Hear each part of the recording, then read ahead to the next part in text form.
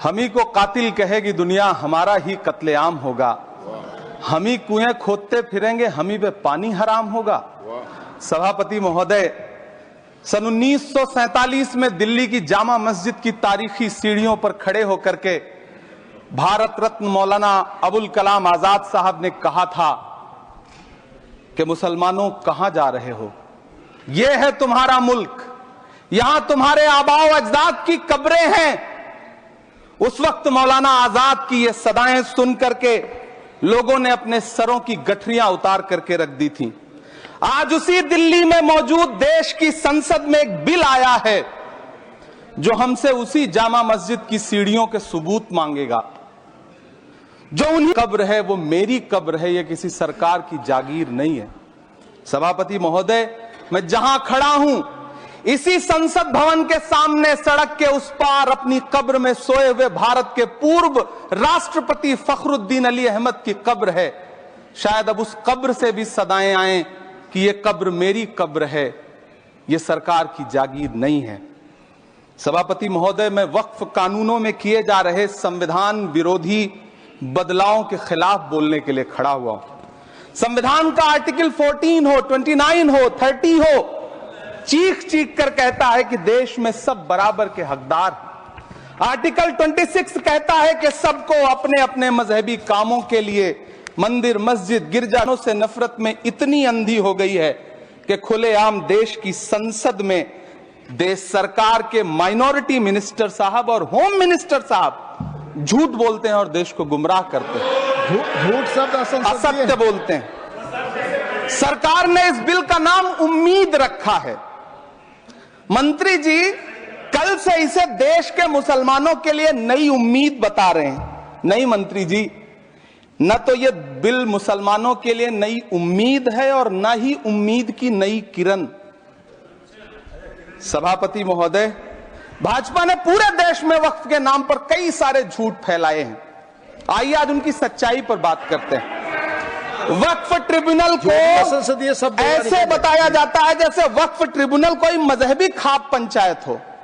सभापति महोदय, जबकि सच्चाई यह है कि वक्फ ट्रिब्यूनल भी तो सरकारी न्यायिक विभाग है जिसमें सरकार द्वारा नियुक्त जज होते हैं, जिसमें प्रशासनिक अधिकारी होते हैं, कहीं ऊपर से थोड़ी आ गए।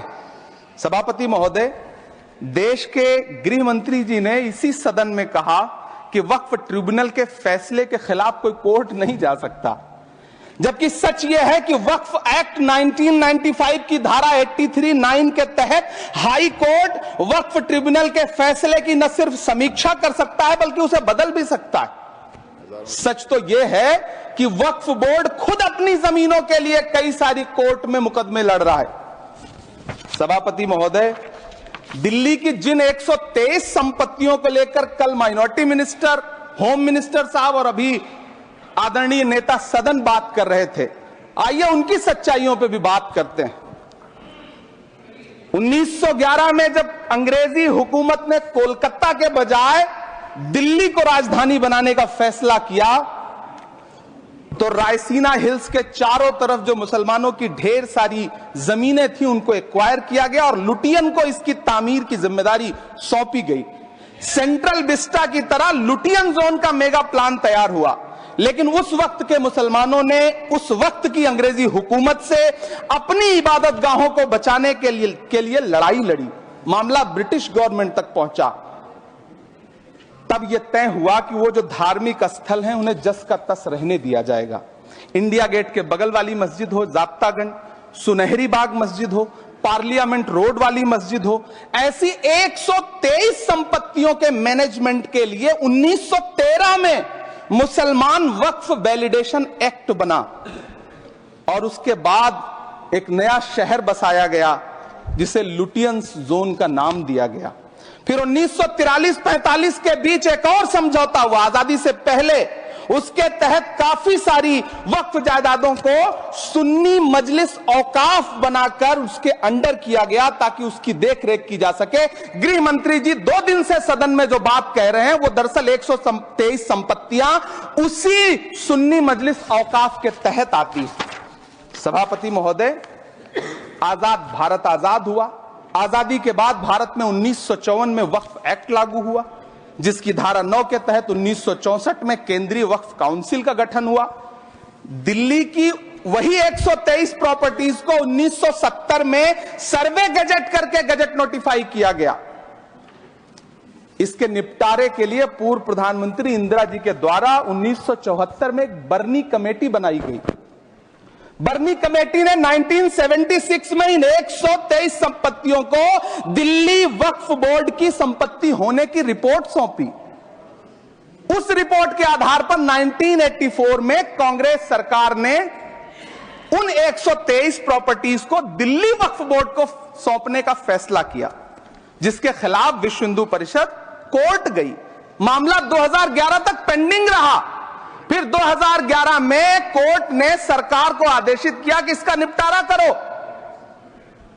तब 2013 में तत्कालीन यूपीए सरकार ने दिल्ली की उन्हीं 123 जायदादों को बर्नी कमेटी की सिफारिशों के मुताबिक वक्फ बोर्ड के हवाले किया। यही वो प्रॉपर्टीज हैं जिनके नाम से गृहमंत्री जी कल से कांग्रेस को कोस रहे हैं।